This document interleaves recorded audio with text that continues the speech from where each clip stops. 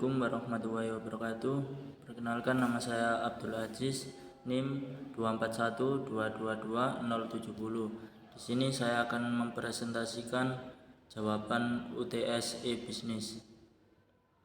1. Jelaskan perbedaan antara pendekatan preskriptif dan emergen dalam strategi e-Bisnis. Jawaban nomor 1. Preskriptif strategi direncanakan secara rinci di awal berdasarkan analisis formal, lalu diimplementasikan secara sistematis. Fokusnya adalah mengikuti rencana yang sudah ditentukan. Emergent strategi berkembang secara fleksibel berdasarkan situasi nyata di lapangan. Tidak semua keputusan dibuat di awal, melainkan adaptif terhadap perubahan lingkungan. Contoh, preskriptif Tokopedia menerapkan strategi ekspansi nasional yang direncanakan matang sejak awal melalui roadmap ekspansi ke kota-kota tier 2 dan 3. Emergent Gojek awalnya hanya fokus di transportasi, namun beradaptasi dengan kebutuhan pasar sehingga mengembangkan layanan GoFood, GoPay, dan lain-lain. Dampak terhadap daya saing digital. Pendekatan preskriptif memberikan struktur yang kuat tapi bisa kurang fleksibel. Pendekatan emergent membuat perusahaan lebih adaptif terhadap perubahan pasar dan teknologi, meningkatkan inovasi dan daya saing digital. Jawaban nomor 2. Sebuah perusahaan retail online ingin meningkatkan efisiensi pengiriman produk ke konsumen. Jawaban nomor 2. A. Identifikasi proses SCM yang dapat ditingkatkan dengan teknologi. Manajemen inventaris stok barang, proses pemilihan rute pengiriman, tracking dan monitoring pengiriman real time. B. Teknologi digital yang dapat digunakan dan manfaatnya. IoT memantau kondisi dan lokasi barang selama pengiriman. AI mengoptimalkan rute pengiriman untuk mempercepat proses. WMS mengatur penyimpanan barang agar lebih efisien. C. Risiko digital yang perlu diantisipasi. Serangan cyber, hacking pada sistem tracking, kesalahan data akibat integrasi teknologi yang kurang sempurna, ketergantungan tinggi pada teknologi yang bisa menyebabkan gangguan jika terjadi downtime. Soal 3. Sebuah institusi pendidikan ingin menggunakan e-procurement untuk belanja operasional bulanan. Jawaban nomor 3. Jenis e-procurement yang sesuai. E-katalog, pemesanan barang berdasarkan katalog online.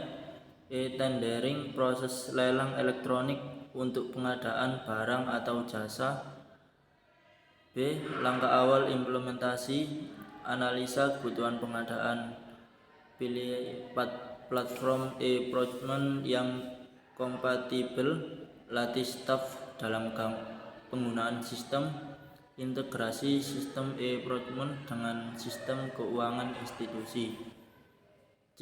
2. Tantangan dan strategi mengatasinya. Tantangan 1. Resistensi dari staf karena perubahan proses manual ke digital. Strategi: adakan pelatihan dan sosialisasi manfaat e-procurement.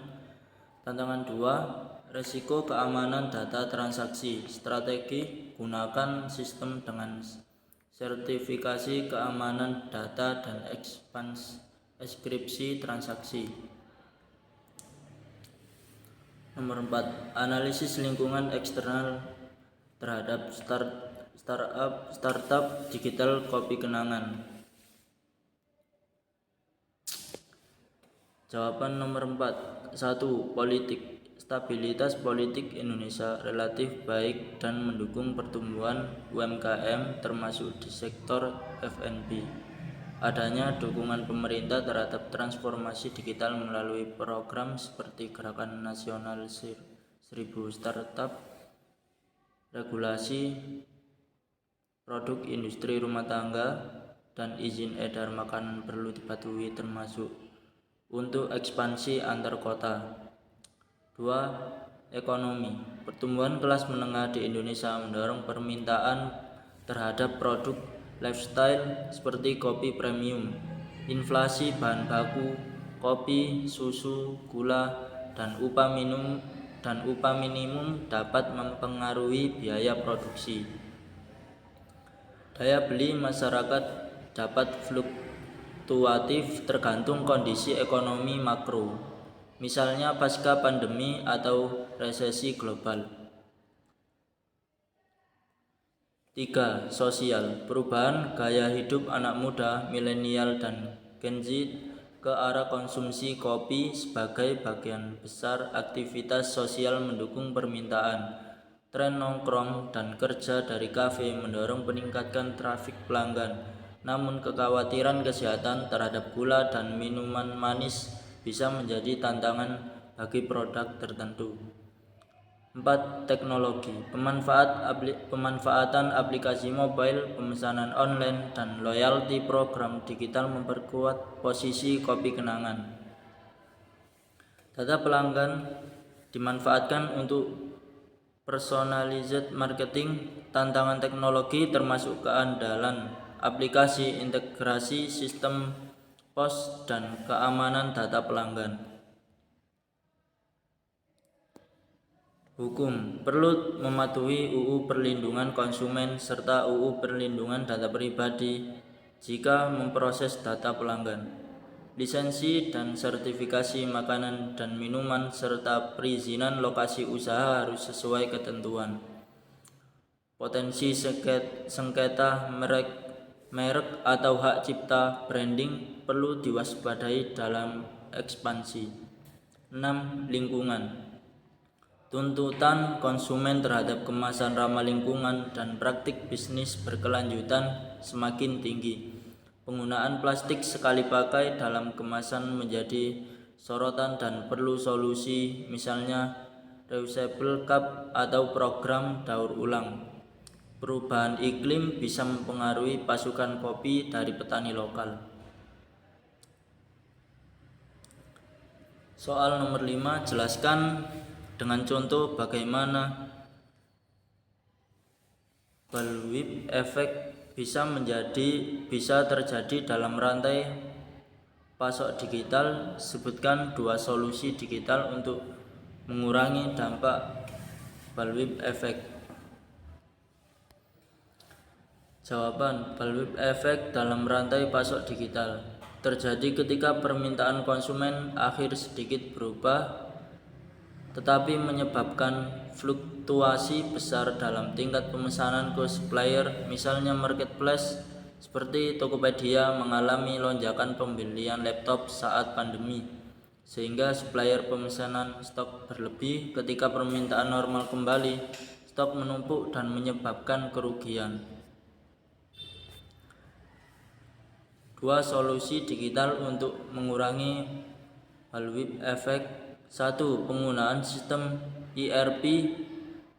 ERP memungkinkan seluruh data supply chain diintegrasikan sehingga setiap bagian rantai pasok mendapatkan informasi real time dengan permintaan aktual.